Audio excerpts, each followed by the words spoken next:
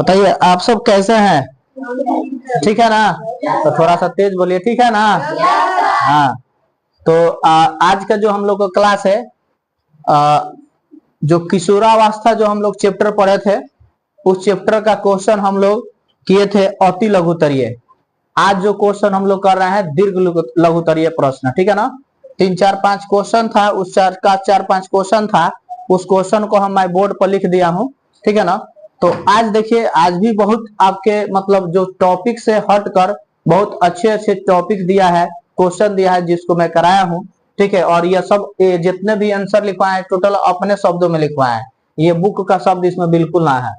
तो हम लोग का देखना है कि कह रहा है प्रश्न नंबर 1 कह रहा है कि किशोर बालक का स्वर कभी कभी क्यों भरने लगता है। जैसे जो किशोर लोग बालक जो होते हैं, जिसका एज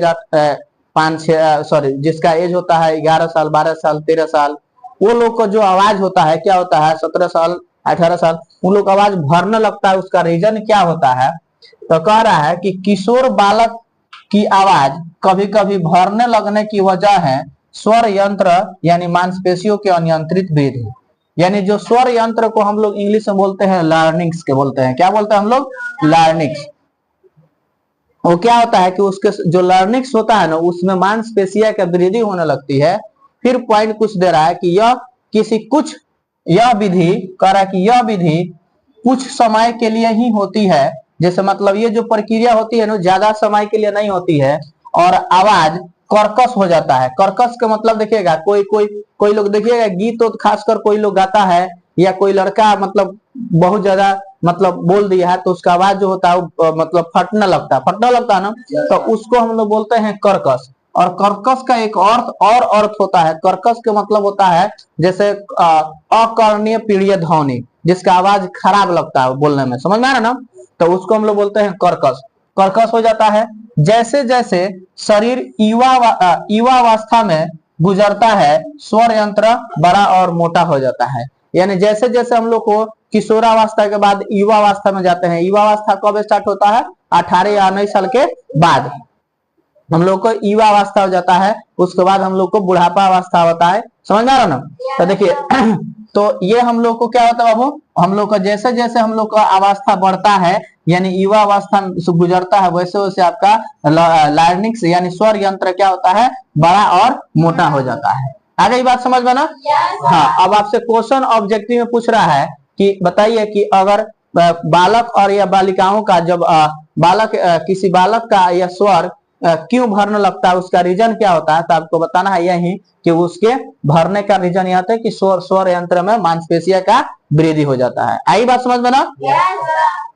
उसका देखिए क्वेश्चन नंबर 2 कह रहा है कि पुरुष हार्मोन तथा स्त्री हार्मोन के स्राव का नियंत्रण कैसे किया जाता है। जैसे पुरुष में हार्मोन और स्त्री में जब स्राव होता है यानी बहने लगता है, तो उस स्थिति में क्या कैसे उसको नियंत्रण हम लोग करते हैं। आंसर दिया है कि पुरुष हार्मोन और महिला हार्मोन के स्राव को हाइपोथैलेमस और पिट्यूटरी ग्रंथियों द्वारा नियंत्रित किया जाता है। किसके द्वारा नियंत्रित किया जाता है? हाइपोथैलेमस और क्या होता है बाबू? पिट्यूटरी ग्रंथियों द्वारा नियंत्रित किया जाता है। अब आपके एग्जाम में पूछ सकता है कि बताइए कि हम लोग जो पोरस हार्मोन को हम लोग को कैसे नियंत्रित किया जाता है, तो आपको बताना है किसके द्वारा नियंत्रित किया जाता है। तो बताना है आपको हाइपोथैलेमस या पिट्यूटरी ग्रंथि द्वारा नियंत्रित किया जाता है। क्वेश्चन नंबर 3 कह रहा है, देखिए ये बहुत इंपॉर्टेंट क्वेश्चन है, ये भी बहुत अपने आप में माहिर क्वेश्चन है। कह रहा है कि 2 कारणों का उल्लेख करें जिससे एड्स होने की संभावना रहती है। अब एड्स जो आपको बताए थे उसका फुल फॉर्म आप लोग जानते हैं, ठीक है।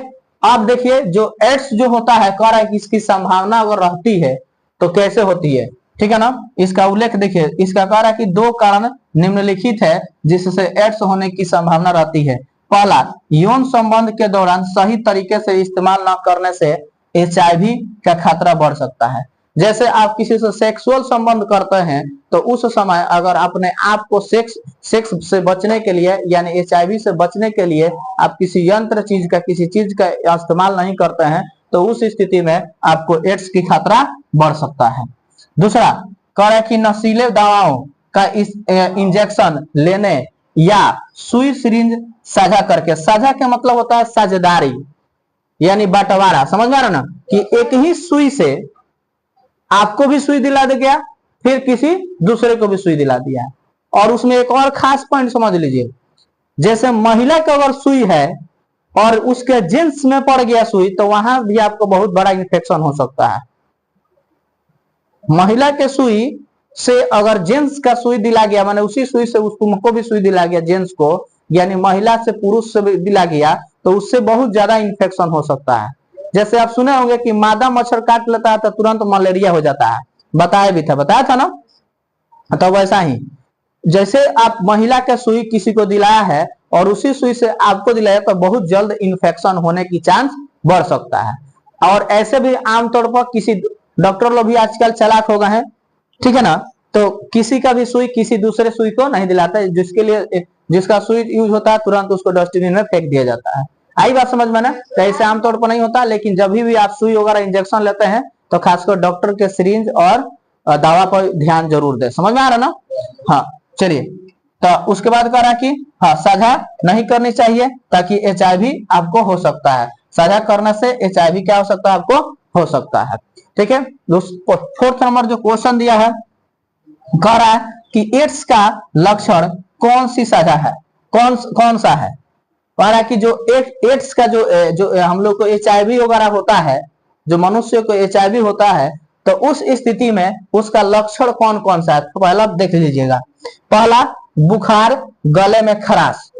जैसे आप कहे, सुनो ध्यान से, जैसे कह रहा है कि अगर किसी को एड्स होता है तो उसका पहला लक्षण ये होगा कि बुखार हो जाएगा और उसकी गला में बहुत ज्यादा मतलब खराश हो जाएगा, जैसे मतलब बहुत सारा दिक्कत होने लगता है गला से, ठीक है। उसके बाद दूसरा कि ग्रंथियों में सूजन, जैसे हम लोग का जो ग्रंथिया होता है ना, उसमें सूजन हो जाता है। ग्रंथियां पढ़ाया ना। उसके बाद कह रहा है ज्वाइंट पेन, ज्वाइंट पेन का मतलब कहता है जैसे ये आपका ये ज्वाइंट है, समझ में आ रहा है ना, यहाँ बहुत दर्द करेगा, आपके जहां जहां बॉडी में ज्वाइंट होगा ना वहां बहुत दर्द करेगा। कमर में ज्वाइंट है, आपका यहाँ ज्वाइंट है, ये हई सब ज्वाइंट है ना, गला में ज्वाइंट है, ये प्रत्येक जगह जितना ये मूव वगैरह करता है आपकी बॉडी में, जिससे आपका पैर मूव करता है, हैंड मूव करता है, ये जितने भी अंगुलियां वगैरह, जितना जहां जहां भी समझ रहे हैं, जहां ज्वाइंट होगा वहां आपकी बहुत ज्यादा दर्द होगी। पेन मतलब होता है दर्द। उसके बाद देखिए, कह रहा कि थकान, आपको इतना लगेगा कि ये पूरा थक गए हैं, यानी कुछ काम करने के आपको कोई भी, आप यहाँ से वहां तक जाइएगा, मान लीजिए यहाँ से आप गेट के स्कूल के गेट पास जाइएगा, तो वहां भी आपको जाते जाते लगेगा पूरा थक गए हैं, तो ये एड्स का बहुत बड़ा लक्षण होता है। इससे बचने के लिए यही होगा कि आप अपने पत्नी के अलावा, यानी अपनी वाइफ के अलावा किसी दूसरे से सेक्स संबंध नहीं बनाना चाहिए। आगे बात समझ में ना, तो इसका बहुत बड़ा ये लक्षण है, ठीक है ना, क्योंकि यौन में जो मांसपेशियां होता है ना, वो हमेशा क्या होता है, वो मतलब लिक्विड में होता है, और इससे करने से क्या होता है ना कि हमेशा आपको जो मतलब बहुत सारा इसमें प्रॉब्लम होने लगती है। आ रही समझ में, बहुत सारा अपर लेवल में चलिएगा तो इसको और डिटेल्स में ब्रीफली बताया जाएगा, समझ में आ रहा ना। तो ये एड्स का बहुत बड़ा लक्षण है। अभी और सारी क्वेश्चन है, जो क्वेश्चन हम लोग को कल करना है, ठीक है ना, ठीक है ना। और बहुत सारी इसमें क्वेश्चन है, कुछ सब्जेक्टिव है, फिल इन द ब्लैंक्स है, ठीक है ना। ये सारे क्वेश्चन है, मैच द फॉलोइंग है, ठीक है ना। तो इसमें बहुत सारे क्वेश्चन है। अब देखिए इसमें क्वेश्चन कह रहा है कि चिप्स, नूडल्स, कोक तथा बर्गर संतुलित आहार के श्रेणी में आते हैं, सही और गलत के चिन्ह वाला ही क्वेश्चन है। तो ये कहाँ आता है, नहीं आता है ना। मान लीजिए चिप्स, कुरकुरे, ये संतुलित आहार होता है, अच्छा खाना है, नहीं है, समझ में आ रहा ना, तो इसको लिख देना है गलत। आगे बात समझ में ना, ठीक है ना। अब देखिए, नारी के जीवन में होने वाला पहला मासिक स्राव मोनार्क कहलाता है, ऐसा बात सही है। मेनार्क है ना, सही बात है। मैं बताया था कि नारी के जो जीवन में जो पहले बार जो मासिक चक्र आता है उसको हम लोग क्या कहते हैं, मेनार्क कहते हैं। तो ये सब क्वेश्चन आपको। उसके बाद कह रहा है कि शराब, गांजा, अफीम मादक पदार्थ है, यस मादक पदार्थ है, आई बात समझ में ना। तो ये सब हम लोग का सही होगा, दुगो सही होगा, फर्स्ट वाला क्वेश्चन गलत हो जाएगा, ठीक है ना। तो इस सारा क्वेश्चन हम लोग कल नेक्स्ट वाला जो क्लास होगा उसमें आपको मैं बता दूंगा, आपको क्लास लिखवा दूंगा, जो लिखवाने वाला लिखवा दूंगा, जो नहीं लिखवाने वाला आपको मैं बता दूंगा, ठीक है ना। और आपको मैं एक और पॉइंट बता रहा हूँ, देखिए समझ लीजिए। आपके बुक में जितना टॉपिक था मैं सारे टॉपिक को करा दिया ना। तो आपको अब क्या करना है कि बुक का जो नोट्स में कराया पहले उस नोट्स को आप पढ़िए, उसके बाद जितना ये क्वेश्चन है आपको अब कल आपका क्वेश्चन बना के लेकर आना है। आपको कौन सा ऑब्जेक्टिव बनाना है, फिर आपको दिया है सही उत्तर वाला बनाना है, फिर आपको दिया है रिक्त स्थानों को पूर्ति करें, फिल इन द ब्लैंक्स दिया है, फिर उसके बाद दिया है टिक द करेक्ट और फॉल्स, ठीक है ना। उसके बाद दिया है मैच द फॉलोइंग। ये सब आपको क्वेश्चन क्या करना है, बना कर लेकर आना है। कल हम लोग ये चैप्टर को खत्म कर देना है। उसके बाद जो चैप्टर आपका स्टार्ट होगा उस चैप्टर का नाम है बल और दाब यानी फोर्स एंड प्रेशर, ठीक है ना। चैप्टर नंबर हम लोग का 11 पढ़ना है, फोर्स एंड प्रेशर। ये हम लोग का चैप्टर है, बहुत ही अच्छा चैप्टर है, मजेदार चैप्टर है। इससे भी मजेदार चैप्टर है, उसमें भी बहुत सारा टॉपिक पढ़ना है, बहुत बेहतर पढ़ना है। बट इसमें हम लोग शरीर के बारे में पढ़े, तो उसमें हम लोग आने वाले फिजिकली जो हम लोग काम करते हैं उसके बारे में पढ़ना है। समझ में आ रही है ना, कोई दिक्कत? तो आज के लिए हम लोग को जय हिंद जय भारत।